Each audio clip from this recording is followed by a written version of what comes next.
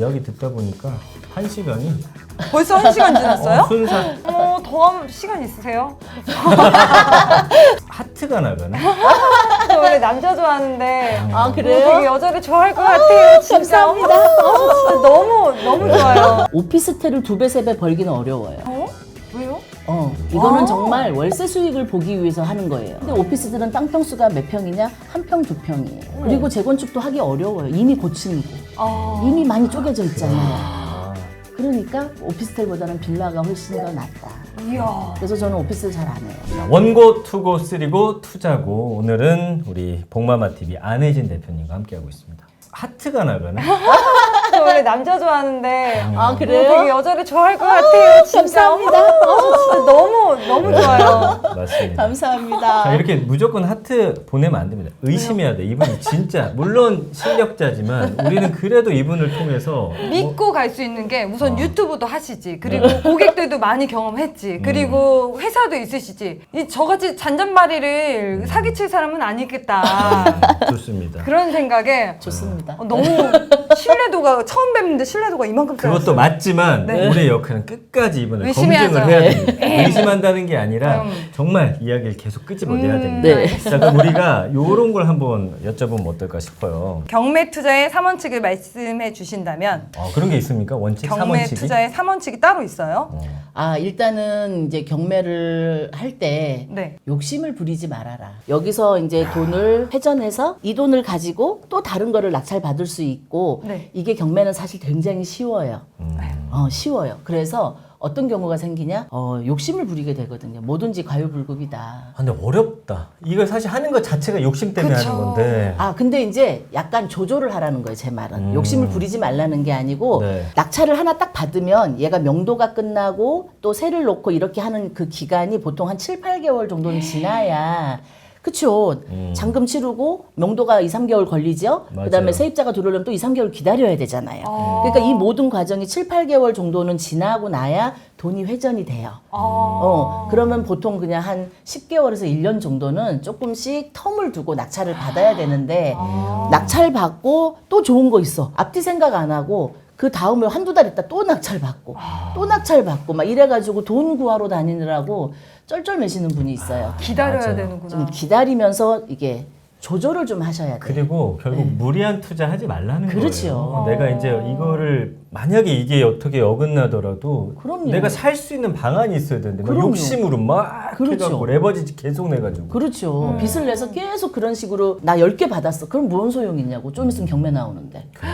그러니까. 그래서 그게 되게 중요한 거예요. 욕심 부리지 않는 거. 자, 욕심 부리지 않는 게 첫 첫 번째. 번째. 그리고 그 다음에 어쨌든 살고 있는 사람을 내보내야 되는 가장 큰 일이 있어요. 항상 명도라는. 맞아. 경매는 모든 과정이 토지 아닌 이상은 상가의 세입자든 뭐 주거용의 세입자든 다 내보내야 돼요. 근데 저의 원칙은 뭐냐? 좋게 내보내는 것이 또 낙찰자에게 복이 온다. 저는 그 원칙을 가지고 있어요. 이걸 정말 제가 진짜. 지금까지 들었을 때는 네. 끝까지 버티신 분이 많지는 않대요. 그러니까 막 뭐 법원에서 뭐 날라오고 그러기 전에 사실 겁먹어서 나가시는구나. 그렇게까지 막 법적으로 가는 경우는 흔치 않은데 그래도 가서 이분을 인간적으로 이렇게 보통 이사 비용이라든지 그렇죠. 이런 거 좀 챙겨드리고 인간적으로 그렇죠. 대하면 깔끔하게 정리가 될 수 있다고 그래도 하시더라고요. 끝까지 나 안 나가 무슨 소리야 뭐 이렇게 이제 하시는 그렇게 거죠. 되는 경우는 강제 집행을 어쩔 수 없이 하게 되는 거죠. 이제 그런 수순을 웬만하면 안 밟으려고 소정의 이사 비용이라도 잘 협의를 해서 이분들이 사람이 나쁜 게 아니거든요. 누구나 궁지에 몰리면 발톱을 세우게 돼 있어요. 방어적인. 이해를 해야 되는 거야, 이거를.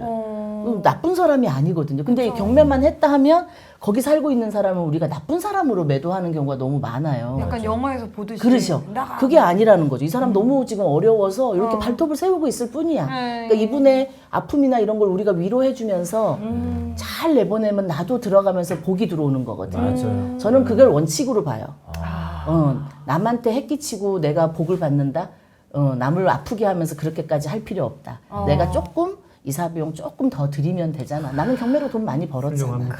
네, 그렇게 해서 저의 원칙이 두 번째입니다. 그게. 그게 두 번째. 예. 뭐 또 있을까요? 아니면 그 마지막 두 가지만 세 명심하면 네, 될까요? 두 가지만 명심해도. 아, 그래요? 알겠습니다. 예. 빌라 경매의 경우는 살펴볼 서류가 많다던데 예. 건축물 대장 용도를 확인하면 좋다는데 이건 왜 그런 거예요? 난 이것도 뭔지도 모르겠고 건축물 대장. 자, 이제 건축물 대장을 우리가 이제 확인하는 이유는 네. 빌라 같은 경우에 호실이 바뀌는 경우들이 있어요. 호실이. 왜요? 201호, 202호여야 되는데 공사장에서 일하시는 분이 붙이면서 이 번호판을 붙이면서 반대로 붙일 수도 있어요? 이렇게 붙이는 거. 그게 돼요? 네, 많아요 경매에서. 헐. 네, 그래서 어머. 공부상이라고 하거든요. 그거를 우리가 그래서 공부상이 건축 현황도 이런 거를 보면 호실이 지금 현재와 반대로 되어 있는 경우가 경매에서는 어머. 더러 와, 발생을 이런 합니다. 얘기 처음 들어요. 그게 만약 반대로 돼 있으면 안 되는 거예요? 큰일 나요? 그쵸? 뷰가 다르잖아요. 아니 뷰가 다른 게 아니고 내가 낙찰 받은 집은 201호인데 내가 명도를 해야 되는 집은 갔더니 202호인 반대 거야. 집이구나. 얼마나 이게 황당한 일이냐고요. 그럼 어떻게 해요?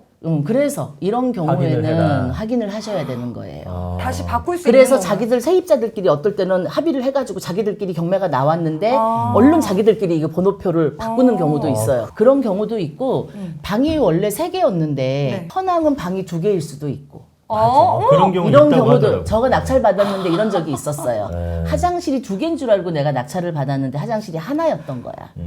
이런 경우도 있어요. 경매는 집 안을 못 들어가 보잖아요. 그러니까 낙찰 받고 나서 잔금 다 치르고 명도하고 나서야 그걸 알게 되거든요. 그러니까 그런 경우도 있기 때문에 좀 실제와 건축 현황도 이런 것들을 좀 보면서 비교해 볼 필요가 분명히 있죠. 좋은 팁입니다. 예. 네. 그럼 빌라 시세를 알아보는 게 네. 가장 어렵잖아요. 어떻게 인터넷 나와 있는 것도 아니고 어떻게 해야 제일 최적화된 가격을 알 수가 있어요? 요즘은 근데 앱들이 워낙에 많이 그 주변 어플로요? 그렇죠. 어플로 앱들이 워낙에 이제 발전을 해서 예전보다는 그래도 빌라 가격을 대충은 알 수 있어요. 저는 네이버 부동산을 많이 보거든요. 그렇죠. 가장 거기서. 많이 거기서 많이 보세요. 제가 팁을 하나 알려드리자 그러면 매물 나와 있는 것 중에 낙찰 받으려고 하는 동네가 있잖아요. 네. 그러면 거기에 매물을 한번 쫙 들어가서 보세요. 매매 네, 나온 네, 거를. 네. 그러면 연도수가 낙찰 받으려고 하는 지은 연도수. 네. 이게 준신축이냐 20년 됐냐 이거에 따라서 매매 가격이 다 달라요. 근데 그 표시가 돼 있거든요. 요즘에는 매매하는데 이게 25년 된 거냐 뭐 10년 안 할 거냐 준신축이냐 이런 내용들이 지금 매물에 다 나와 있어요. 그런 거를 보고 토지 평수나 건물의 평수 그다음에 방이 2개냐 3개냐에 따라서 가격이 내가 낙찰 받으려고 하는 거에 이렇게 맞춰보면 대충은 가격을 알 수가 있어요. 그리고 내가 낙찰 받은 거를 또 얼마에 세를 놓을 수 있는 건지 또 그것도 거기서 확인해 보셔야 되는 거지. 그래서 꼭 필수로 확인해 보셔야 되는 거예요. 그냥 그 어플 네이버 부동산만 있어도 거기서 확인할 수 있는 그렇죠. 거네요. 네이버 부동산만 있어도. 그런데 하나 더 팁을 알려드리자면 네. 내가 낙찰 받으려고 하는 이 빌라의 동네가 네. 세가 잘 나가는 것이냐. 그건 어떻게 알아요? 그러면 이 동네가 A 동네도 있고 B 동네도 있고 있잖아요. 네. 그러면 다 들어가 봐요. 다 들어가 봐서 전세 매물이 많이 나와 있고 월세 매물이 많이 나와 있는 물건들이 있어요. 네. 근데 내가 낙찰 받으려고 하는 데는 전세 매물이 별로 없어요. 이런 데는 세가 빨리 나가겠죠. 이왕이면 빌라가 여러 건이 있다면 네. 동네마다 들어가서 매물이 얼마나 나와 있는지를 확인해서 매물이 거기서 가장 적게 나와 있는 동네를 선택을 해서 하시는 것이 하나 또 빨리 임대를 놓을 수 있는. 낙찰 받았는데 임대 못 놓고 공실로 있으면 손해잖아요. 그쵸. 그렇군요. 네. 그래서 그런 팁을 좀 알려드릴게요. 네, 저만의 노하우긴 하고. 뭐. 감사합니다. 아니, 오늘 노하우를 가장 많이 또 이렇게 그런 거예요? 공개하시는 또 그랬어요? 네, 대표님 중 오. 한 분이십니다. 감사드리고요. 오피스텔 경매는 네. 무조건 월세 수익인 거잖아요. 전세도 많이 놓죠. 오피스텔도 전세가 가능해요? 그럼요. 오피스텔을 전세 놓는 경우가 거의 한 60% 될걸요? 진짜요? 월세보다는 전세가 또 많이 나요. 근데 공실이 되는 경우가 높으면 그러면 어떻게? 왜냐하면 동네는 번지르르 한데 맞아. 의외로 공실률이 맞아. 높은 곳들이 있더라고요. 너무 많아가지고. 맞아요. 네. 물론 이제 사람들마다 개인차는 좀 있을 수는 있는데요. 저는 그렇게 해서 오피스텔을 별로 좋아하지 않아요. 네, 오피스텔을 별로 많이 사지는 않아요. 그러면 그 안에 뭐 그 오피스텔 A동 오피스텔이다. 근데 그 거기에 매물이 많다. 그럼 약간 피하면 되는 거네요. 그쵸. 거기에 세가 안 나간다는 얘기예요. 세 안 나간다는 얘기. 왜냐면 이게 오피스텔 여러분 잘 보셔야 되는 게 네. 오피스텔을 2배, 3배 벌기는 어려워요. 이거는 정말 월세 수익을 보기 위해서 하는 거예요. 그렇군요. 예. 그럼 빌라가 오피스텔보단 낫다. 훨씬 낫죠. 진짜. 왜냐? 빌라는 지분을 갖고 있잖아요. 토지 지분. 좋습니다. 건물이 망가져도 나중에 30년 돼서 망가져도 토지 지분을 10평을 갖고 있으면 나중에 이 10평의 보상을 내가 받을 수 있어요. 근데 오피스들은 땅 평수가 몇 평이냐? 1평, 2평이에요. 그리고 재건축도 하기 어려워요. 이미 고층이고. 이미 많이 쪼개져 있잖아요. 그러니까 오피스텔보다는 빌라가 훨씬 더 낫다. 이야. 그래서 저는 오피스텔 잘 안 해요. 지금 얘기 들어보니까 오피스텔은 진짜 재건축하기 쉽지가 쉽지 않아요. 않고요. 그리고 오피스텔은 단점이 뭐냐? 역세권이어서 지금 막 몇 억씩에 막 팔리고 있죠. 막 분양가가 엄청 높더라고요. 맞아요, 요즘에. 맞아요. 네. 근데 문제는 뭐냐면 이 오피스텔은 세입자용이잖아요. 그렇죠. 우리가 낙찰받는 분이 들어가 살 거 아니잖아요. 아니죠. 거의 다 세를 놓는데 역세권에 다른 오피스텔이 들어오잖아요. 세입자들이 일로 다 이동해요. 아 진짜요? 네, 그래서 나중에 신축이랑? 여기는 점점 이제 보증금을 빼줘야 되고 월세가 계속 깎여가면서 그렇다. 가격도 계속 하락해요. 그래서 해야 되겠어요? 안 해야 되겠어요? 안 해야 될 것 같아요. 바로 앞에 있는 그 월세 수익 때문에 좋습니다. 하시는 그쵸. 분들이 많구나. 네, 그래서 월세 수익을 보신다고 하면은 하셔도 돼요. 네, 하셔도 되는데 우리가 이제 투자잖아요. 투자고. 그러니까 우리는 투자를 본다고 하면 빌라가 땅 넓은 빌라가 이왕이면 더 나을 수 너무 있다. 와닿는다. 너무 꿀. 왜냐면 어쨌든 건물을 위로 올리는데 여기 사는 사람들이 적어야 이 사람들한테 동의받기도 쉽고. 그렇죠. 아, 그치. 그렇죠. 알겠습니다. 네. 다음 질문 제가 해볼게요. 네. 아파트 하나를 낙찰받아서 명도를 진행하려고 합니다. 다음 주에 잔금은 납부하려 하고요. 상황은 이렇습니다. 임차인은 대항력이 없어요. 네. 임차인은 보증금 9천에 임대차 계약을 맺었는데 배당 신청을 하지 않았대요. 네. 그렇게 되면은 강제 집행하게 되면 3,400 정도가 들 걸로 예상이 되는데 32평이 13층이래요. 네. 이 비용을 후청구로 임차인에게 받아낼 수 있나요? 아니면 보통 몇 % 정도 받아내게 되나요? 이런 질문이 왔네요. 네, 맞아요. 이런 질문들 저도 많이 받아요. 예. 이게 뭐냐면 이제 대항력이 없다라는 건 이 사람이 받아 나갈 보증금이 거의 없다라는 거죠. 얘기예요. 예, 예. 네네. 자, 그러면 이 사람 입장에서 우리가 반대로 입장에 너무 어려운 상황인 거죠. 예. 법보다 가까운 게 뭐라고 하죠? 주먹. 우와. 바로 뭐냐면 현실은 다르다는 얘기예요. 어떻게 받아내요? 9천을 쫄딱 못 받고 나가는 사람한테 뭘 받아내기는. 이건 이론일 뿐이에요. 탁상. 네. 예. 결국은 현실에 딱 마주치면은 이 사람을 어떻게 강제 집행을 하는 경우 있죠. 저도 해본 적이 있어요. 한 푼도 못 받고 나가는 세입자인데 너무너무 버티기야. 나한테 이사 비용을 3천만 원 달래. 방법이 없어요. 아이고. 근데 이 집이 뭐 큰 집이냐. 뭐 원룸이야. 아이고. 근데 자기가 이제 보증금 2, 3천만 원을 손에 봤으니까 나보고 네가 싸게 낙찰 받았으니 2, 3천만 원 내놓으라 이거예요.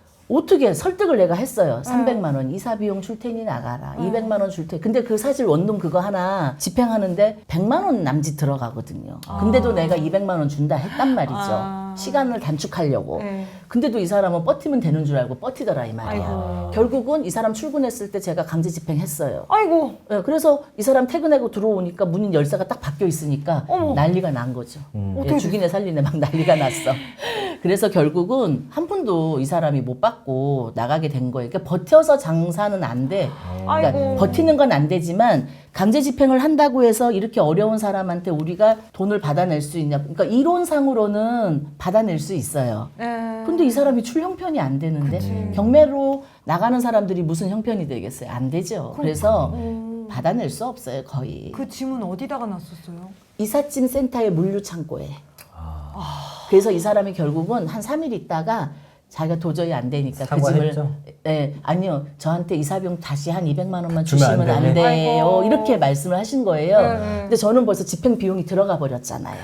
그 비용이 따로 들어갔으니까. 나는 이제 이사비용을 줄 수가 없는 그래, 거지. 누나가 웃으면서 준다고 할 때 그렇지. 받아갔어야지 감사합니다. 그러니까 하고. 결국은 그 이삿짐 센터에서 자기가 3일 동안 보관했던 짐을 그 돈 비용을 내고 내고. 찾아갔어요. 아유, 준다고 할 때 그냥 받지. 그러니까. 그러니까 그게 왜 그러냐면 그 아직도 경매라고 하면 버티면 된다라고 생각하시는 분들이 있어요. 네. 근데 그러다가 진짜 좀 큰 일도 날 수도 있겠어요. 막 싸우고 막 이런 거 막 근데 그러진 사실 않아요? 그렇진 않아요. 영화 같진 않구나. 아, 영화 같진 않아요.